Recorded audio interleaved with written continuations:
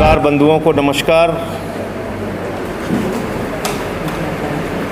Corona की महामारी के बाद उत्तर प्रदेश में बड़े पैमाने पर बेरोजगारी की समस्या खड़ी है। नौजवानों के रोजगार पूरी तरीके से खत्म हुए हैं। व्यापारी इस कोरोना की महामारी में बर्बाद हुआ है, अभी भी वो संघर्ष कर रहा है। छोटे बड़े सारे व्यापार इस कोरोना की महामारी से प्रभावित हुए। गांव-गांव में लोगों की मौतें हुई। यहीं शहर से लगा हुआ इमलिया गांव आपने देखा होगा, एक परिवार से 8 लोगों की मौत हो गई। फतेहपुर के एक गांव में 100 लोगों की मौत हो गई। सुल्तानपुर के एक गांव में 93 लोगों की मौत हो गई। और ये कहानी सिर्फ एक जिले एक गांव तक सीमित नहीं है, उत्तर प्रदेश के हजारों गांवों में ये कहानी आपको मिलेगी। हमने देखा कि मरने के बाद लोगों को लकड़ी नसीब नहीं हुई दाह संस्कार के लिए। जिंदा थे तो ऑक्सीजन नसीब नहीं हुई, जांच नसीब नहीं हुई, वेंटिलेटर नसीब नहीं हुआ, ऑक्सीजन का एक सिलेंडर नसीब नहीं हुआ। उस पर बेईमानी और भ्रष्टाचार जरूर हुआ।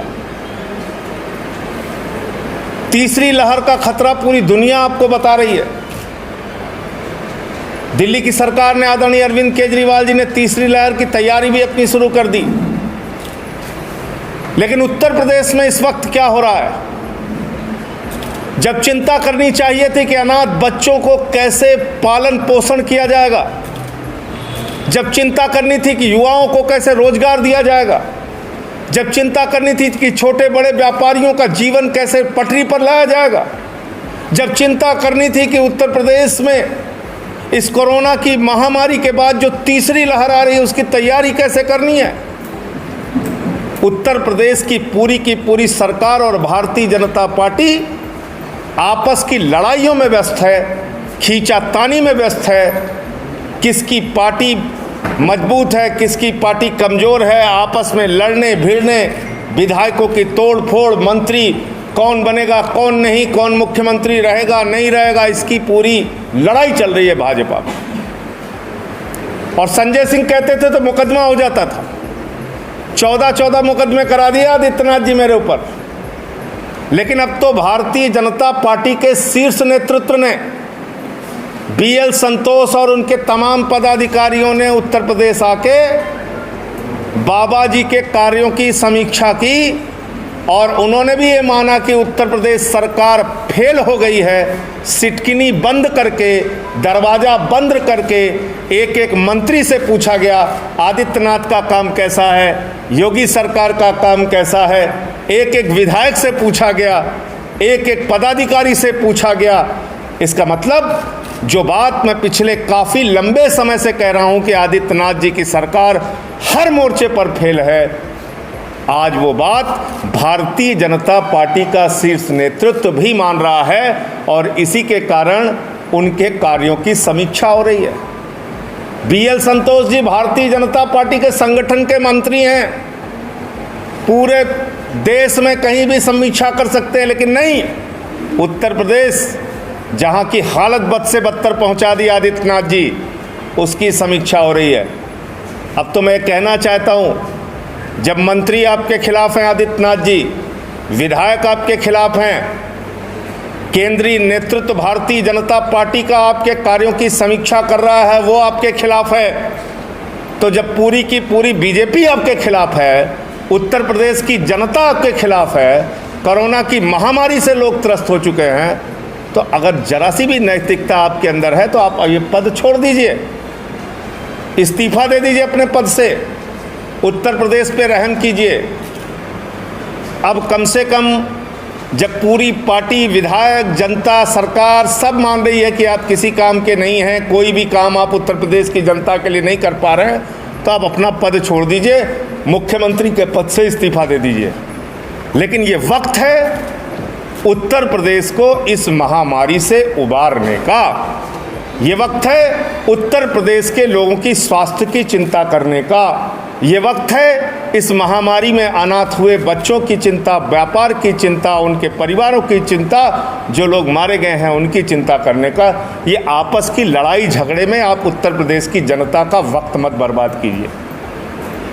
हमने देखा आपने जबरन चुनाव कराया जब कोरोना की महामारी फैली हुई थी, और उसके कारण से कि लोगों के जीवन को न सिर्फ खतरे में डाला बल्कि ये सरकारी तौर पे प्रायोजित एक हत्या थी, मैं ऐसा मानता हूँ।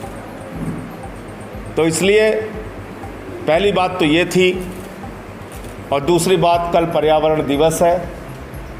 मैं आज ही आप लोगों को जानकारी दे रहा हूँ। नमामि गंगे योजना आप लोगों ने सुनी होगी।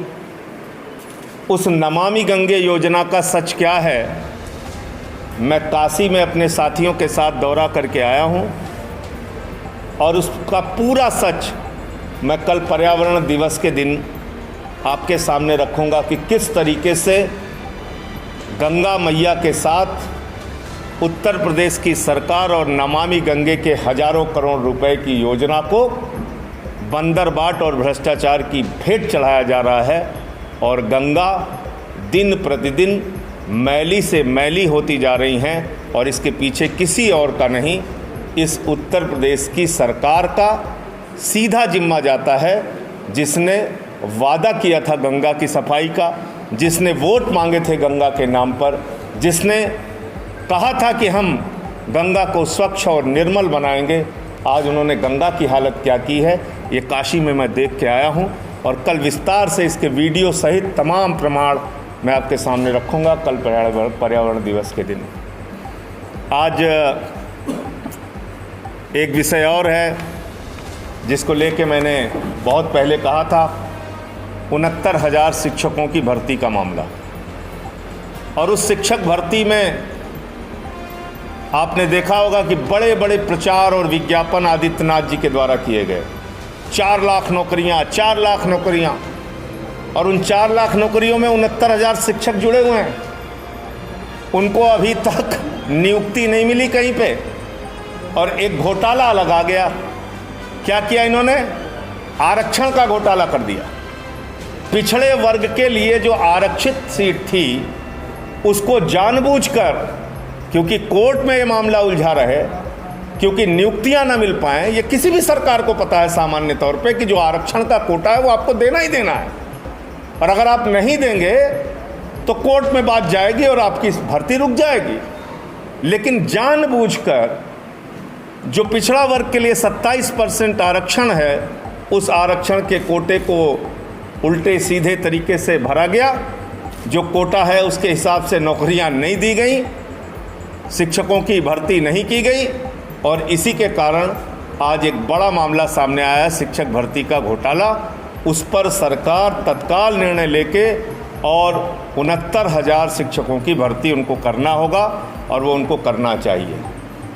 मैं तो यहाँ तक कह रहा हूँ, पद आपके पास खाली हैं और बढ़ा दीजिए। बहुत पद खाली हैं शिक्षक के, 69,000 की जगह 1 लाख भर्ती कर लीजिए। कोई छात्र वंचित ना रहे, जो इसमें छूट जाए उसको उसमें एडजस्ट कीजिए। लेकिन ये भर्ती घोटाला जो आपने जानबूझ के नौजवानों की ज़िंदगी को बर्बाद करने के लिए, और ये भर्ती हो ना पाए इस मंशा से किया है, ये सच उत्तर प्रदेश के नौजवानों ने देख लिया है। इसके अलावा आज बहुत सारे साथी लोक जनसंघर्ष पार्टी